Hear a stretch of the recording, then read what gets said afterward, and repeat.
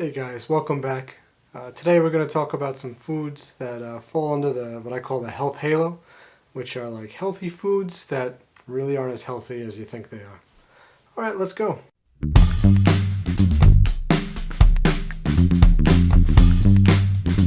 If you're new to the channel and you don't know who I am, my name's TK. I'm a certified nutrition coach. I've lost about 120 pounds myself through between Weight Watchers and intermittent fasting and keto. I'm not going to get too into that in this video today, but just figured you want to know something. I don't know. Alright, let's go. Okay, so now like the first healthy food that I have a big thing with is PB2 or other powdered peanut butters and stuff like that.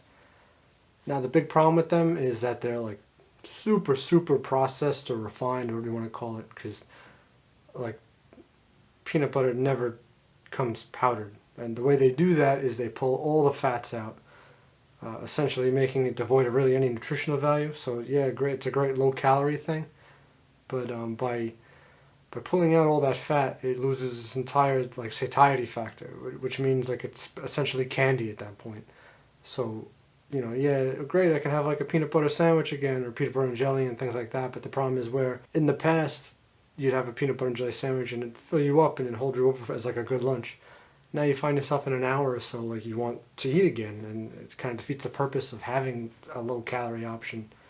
So I'd recommend stick with your peanut butter, but just try and do like healthier options with it if you are trying to count calories and things like that. Don't stay away from regular peanut butter. Okay, now like the second thing that's kind of in the same wheelhouse is like the low or zero fat yogurts, or it's the same kind of thing. Yogurt naturally comes as a very high fat type of thing, and fats are good for you in moderation, just like anything else.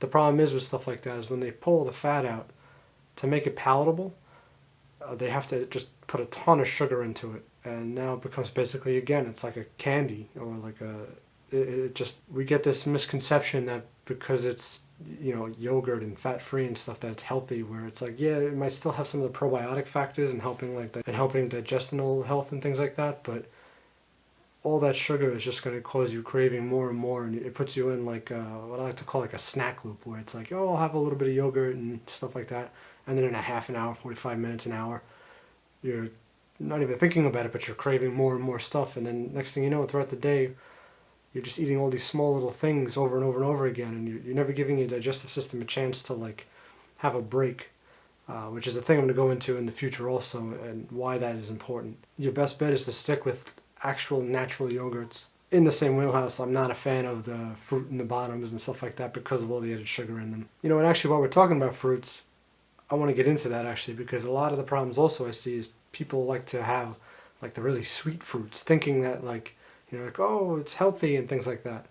Now, while yeah, fruit is much healthier than a lot of things out there, certain fruits I recommend you do stay away from, at least in my opinion. One of the big reasons for that is because they are loaded with sugar, and that type of sugar they have in them is called fructose, which when you take in enough fructose, so I think it's 20 grams or more, which is not really relevant to what we're talking about, though science, woo. The liver has to process that separately, so what it does often is it just instantly turns any kind of excessive amount of fructose into fat, which just gets pushed out of the liver, and that can cause fatty liver syndrome. And before that, actually, you'll actually develop, I think the term for it is pot belly, where it's like the under the muscle fat that pushes out, and you get like the round, firm belly, and that's just not fun. Who wants that, Another reason I'm not a fan of like the super sweet fruits is, again, it puts you in like the snack loop where shortly after you're going to be craving more and more and more. And fruit is especially deceptive because of that health halo, where since you think you're eating healthy, you tend to have more and more of it. And I was a big victim of that for relatively recently, where I was having like 2 to 4 bananas a day and things like that. And when I actually sat and really like looked at what I was eating throughout the day, I was like, wow, like the amount of extra calories I was having, thinking it was like just healthy. And it was totally unnecessary. So definitely be more mindful of the type of fruit you're eating. Some of the fruits I'd recommend you stay away from are like bananas, mangoes, grapes, certain types of apples. I know I love Honeycrisps. If you guys know me on the outside, I'm like a hardcore Honeycrisp person, but in moderation it's okay, but when it becomes like a daily or, like kind of thing, it's just not a great idea, in my opinion at least. Alright, now another thing that's really you should try and stay away from is any kind of like diet sodas or like diet drinks in general, or like 0 calories, 0 sugar, things like that. Now the reason why a lot of them are no good is they use aspartame, which is essentially like a poison. Just not a great idea to have that into your system, especially on a regular basis. I see a lot of people I work with drink like 2 liters of it a day, and it's just like, what it does to your system is just so, what it does to your system, just no good. Stay away from it.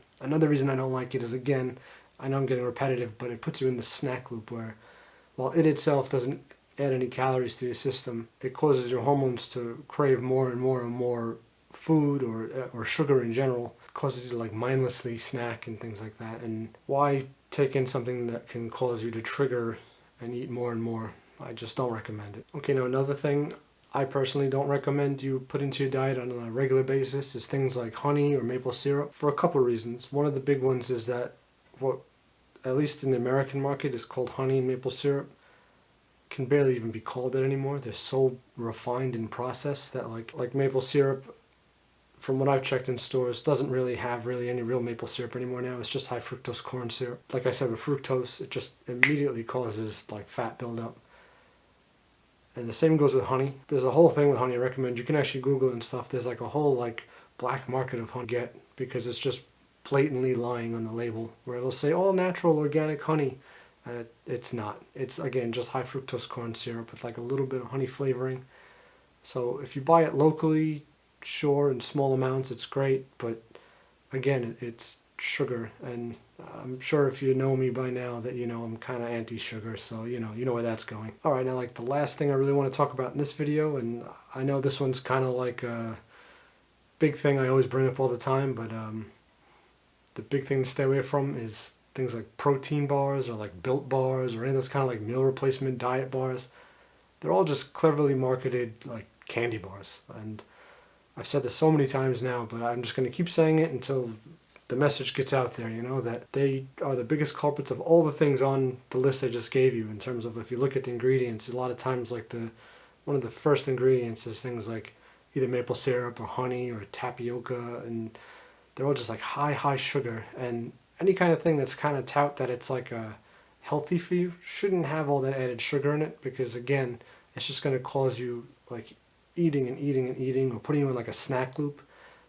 Another reason I don't like things like protein bars or meal replacement bars is they kind of take you away from like the actual like meal. In that I mean, you're not eating like a full sit-down meal that would actually give you like satiety, and also gives you all your essential things you need, like the protein and fat and some carbohydrates and fiber, things for a healthy diet. I'm all about pushing a healthy lifestyle, a sustainable lifestyle.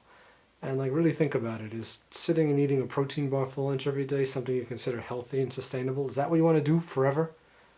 I know I don't want to, but at least that's just my opinion. Alright guys, thanks for watching this quick video. If you have any suggestions or anything like that, please be sure to leave a comment below. Also, please be sure to hit like and subscribe. That helps a lot. And any other suggestions you guys want, be sure to leave a comment also on that. I'd love to hear from you, and I'll see you out there.